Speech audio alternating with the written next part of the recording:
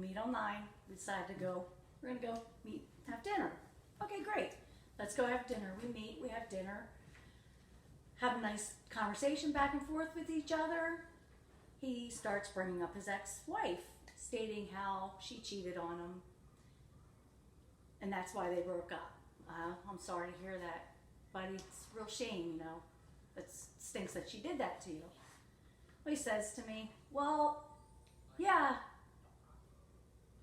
but the funny part is she got really depressed and gained all this weight, got really fat and is ugly, and starts comparing her to like the Wicked Witch of the West, like as if she's green and looking like some freak show. So I'm like, all right, well, you know, not really nice to, you know, we don't have to put her down or anything, but so he gets up, he runs to the bathroom. He comes back, we talk some more. He gets up a couple more times and I'm thinking like, what the heck is this guy doing? So we end the date, we go out, we say goodbye. He calls me up like a half hour after the date and says, hey, just want to see, hey, what'd you think? How was everything? So I'm like, it seemed to go okay. Like I was a little put off by you talking negative about your ex-wife, but it seemed to go okay.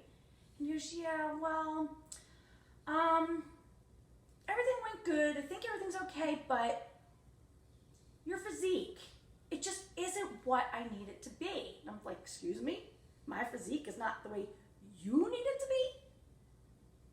He's like, yeah, well, see, when me and my wife were together, she was like really fit, looked really good. And you know, when you split from somebody, you're supposed to upgrade and move up a notch. So now, I'm not saying you don't look good. You look good, but we just need to work on your physique a little bit. We can work on that. I'm like, dude, you can work on pounding sand is what you can work on, because there ain't gonna be no working on this. And pretty much to say, that did not last. I had an experience recently, not too long ago. I was walking around. I'm in a neighborhood now that's really like, what is it called? Gentrification. So I got a lot of Caucasian neighbors and things like that. So it's just a lot of dogs in the neighborhood. I actually don't have a dog anymore, but I've been a well-known dog man for a long time. So I feel like I was on the verge of just having a conversation about a dog. So this guy, white guy, of course, you know, he has this Great Dane, big blue, beautiful dog. So I jump out of my wheel. As I park up, I jump out of my wheel and I see the dog. And the guy says, oh, you want to rub him? So I'm like, of course, you know what I'm saying? He's a 160-pound Great Dane. So as I go over to the dog, of course, he's friendly, tail wagging and the whole nine. So I'm like, damn.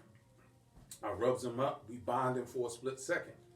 And I said to myself, like, damn, you know what? This is a beautiful dog. But then, as I'm saying that to myself, this is a beautiful dog, I also said, this is a big, sexy motherfucker. So as I say, this is a big, sexy motherfucker, his owner looks at me and says, and so are you. I had a moment because at that moment, no, of course, I'm not homophobic, nothing like that.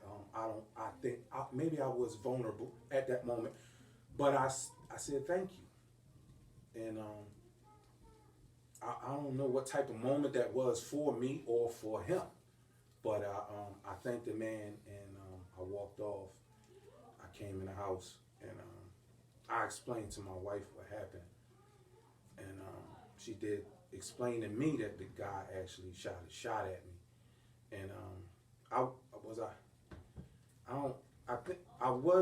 uncomfortable. I don't know. You know what?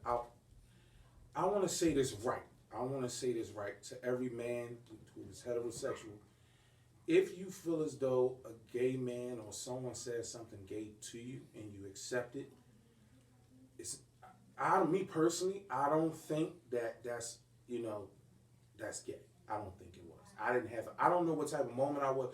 You can say yourself. You can tell me what type of moment that was for me.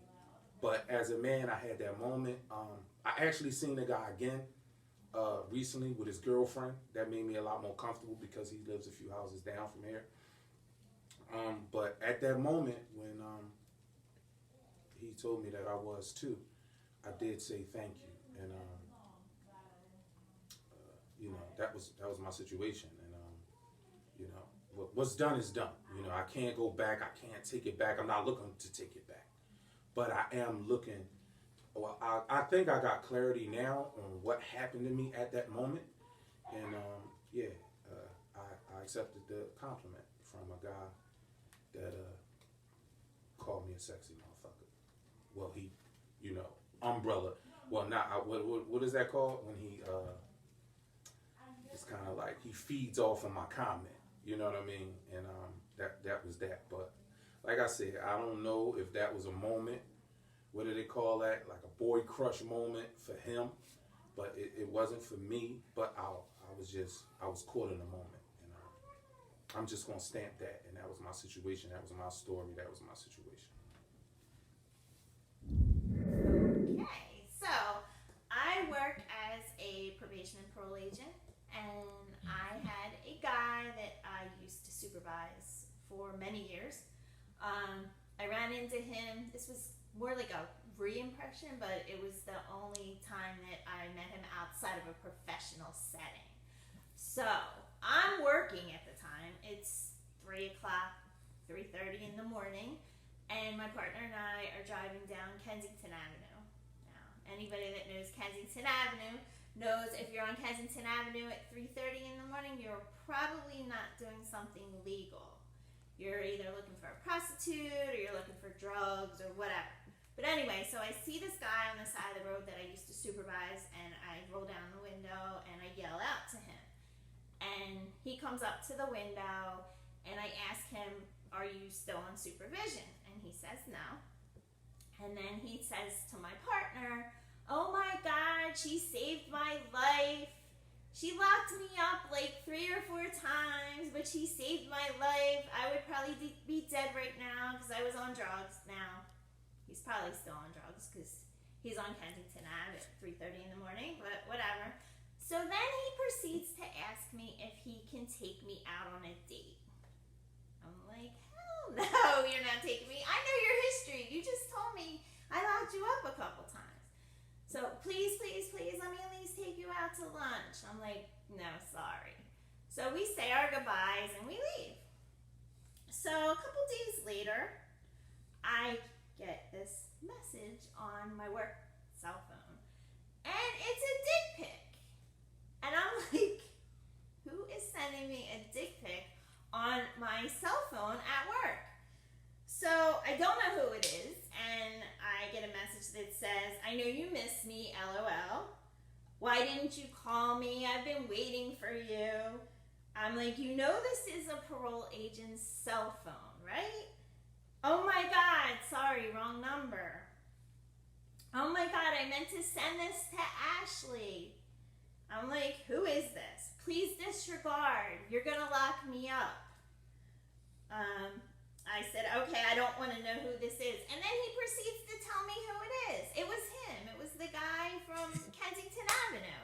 Like, who does that? Especially to somebody that used to supervise you. So that was kind of crazy.